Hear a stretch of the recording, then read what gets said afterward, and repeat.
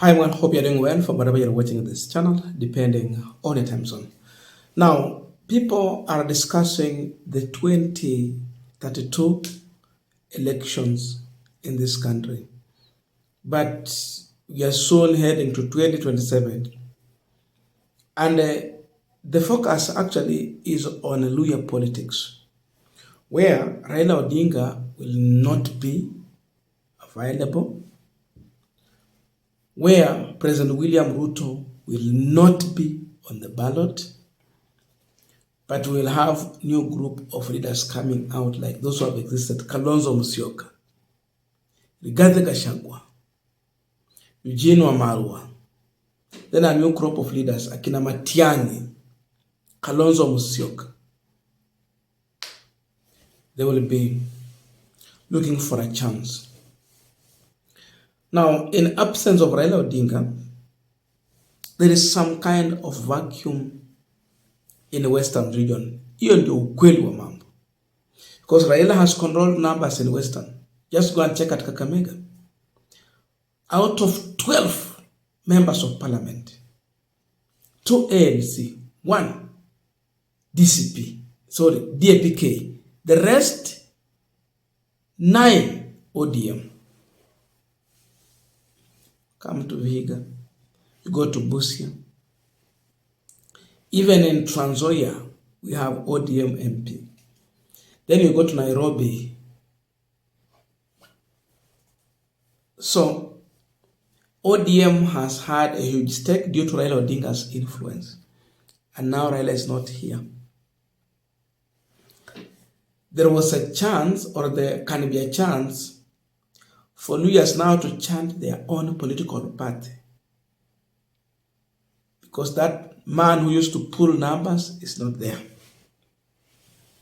Mudavadi comes to the picture. We have Wetangula. Now, there is a new developing political conflict between these two leaders that I've mentioned, Wetangula and Musalia Mudavadi. Wetangula is back in the village, campaigning there. Of course, there's a by-election. But there is a new slogan that Ford Kenya is now embracing. Actually, it is Wetangula training his foot soldiers, the new sloganeering for the party. And this is it. Simba, Simba. Usawa, haki na ukweli imekuwa ya kawaida. Our party, my choice. This is the new thing is adding there. Weta, the 6th. Ruto, 2-term.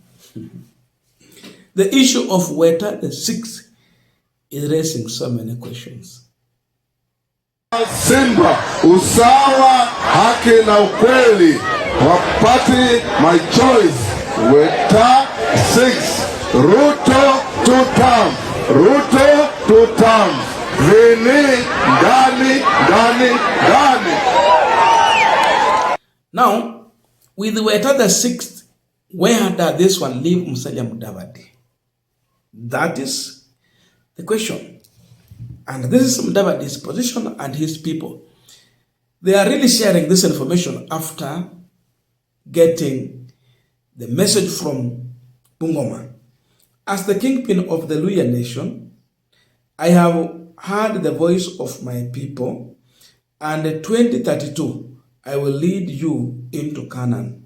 Just be patient. I got you, people. This statement is being shared widely and being pushed by Musalia Mudavadi's people. That is the message. So when you listen to Weta the 6th and Musalia Mudavadi also pushing for the same, where does it leave Mulembe nation? That's a discussion I would want us to look into. But before we go deep in the discussion, I have a quick and humble request. For those who are watching this channel and you have not subscribed, please consider subscribing. To our returning subscribers, I must say thank you so much. And again, to all our viewers, please give this video a thumbs up. By the way, One of the ways to support us is by sharing this video. There is the share button. Just go to it and share it. Share our videos out. I said in the previous video, YouTube or Google is no longer promoting our videos. So we have to do it personally. So just support us by sharing so that we can reach out a larger audience as we wait things to get better. Again, a big shout out to each and everyone who has joined our channel membership. Thank you so much for doing so. And that is one of the ways, again, you can support us directly. Thank you so much. And let us get back to our discussion. Now, I see a new war developing between Musalia Mudavadi and Wetangula. Mudavadi is the Prime Cabinet Secretary. Wetangula is your President of the National Assembly, the third in command. Mudavadi again, technically, nasema yeye ndio third in the UDA government pecking, and President, Deputy President, Prime Minister. Na tukitumia katiba ya Kenya, President, first arm of government. Tunaenda kwa Supreme Court, CJ, second arm. National Assembly, second arm of government. Then the court, judiciary, third arm. So Wetangula anasema yeye number 2. Now, the question is, with this war, where does it leave the Mlembe nation politically in the near future? The calculation of Musalia and Wetangula is to work with William Ruto through 2027. There's no problem. But after 2027, tukiingia 2028, 2029, definitely listening to the statement from Wetangula and Musalia Mudavadi's people, it seems these two will be chanting different political path. Wetangula will be aiming for the presidency. There's nothing Musalia Mudavadi can go for if not for the presidency. Otherwise, he will continue serving his juniors and he will be rendered irrelevant. So, even if he will not be willing to run or vie for the presidency, he will be forced to do so or retire from active politics. Either you vie or you retire. You can't be anyone's running mate. That's the truth. Imagine Mudavadi being a running mate to Kithure Kindiki. Or to Rigathi Gachagua for that matter. At least to Kalonzo, ni sawa. But you think, with the numbers in Western region, they will need to be someone's running mate. Then Wetangula comes in. The issue of split in political realignment in the Western region is something that has always killed the ambitions of people and hope in Western. They have been uniting around Raila Odinga. Today Raila is not there. We're connected. My thought was that at least Musalia Mudavadi had a better chance in absence of Raila Odinga to make sure that he's bringing a Mlembe nation together. In fact, if Mudavadi was still in ODM, he would be the party leader. Lakini alitoka mapema. So yes, kutoka kwake in one way or another, ilimsaidia. But again, aliua chama pia. I grew the party, akaua. Alafu akanunua hiyo nafasi. He has a chance, but he might miss it if he's not careful to bring the Luhya people together. That chance will need one to spend time and money. Those two things. To unite these people. If not, it will take long for Luhyas to have serious presidential candidate on the ballot, we can talk of George Natembeya. He's upcoming. Unless if we have serious businessmen and women in Western who are ready to fund him. Presidential campaign is expensive. I don't think if George Natembeya has that enough money.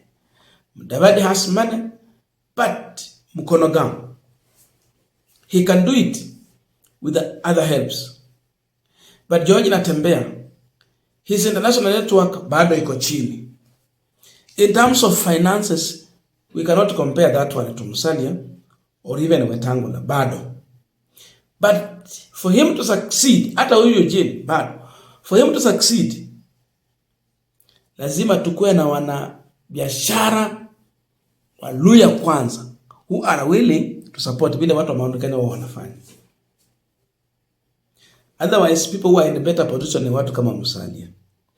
But sasa majibishano ile wameanza na Wetangula ni ya kuharibu. Instead of coming to the ground and talking to the people, it is time now to build the Mulembe nation, bring it together under one umbrella. They have now gone back to the politics of divisive. It will be too late to correct na wataendelea kuongozwa. As other people are organizing themselves and coming together, these two have started earlier the divisive politics. Mimi nataka. Then you end up all of you losing. Kwa nini wanapenda to unite around someone who is not a Luya, but not just coming together and unite around one of them? Raila has been uniting them. Kajenga Fort Kenya, kajenga ANC mpaka wabunge 19 including nominated. Wakaenda Ruto akakuja tena amewajenga, ameweka pamoja, wakapata nafasi ya kuongoza. Kwa nini hawa jamaa wasikae pamoja waongee lugha moja? That one cannot embrace the Luya people to really believe in their leadership, because huyu nataka na wako pamoja. So you find you lose the confidence of the people in your leadership and campaign. And that is a plus to Natembeya and the other team, because watasema hata hawa wamegawanyika, hawana msimamo, hakuna haja ya kuwafuata. I don't know your views, but those are my comments on Luya politics. Thank you so much, and see you in our next video.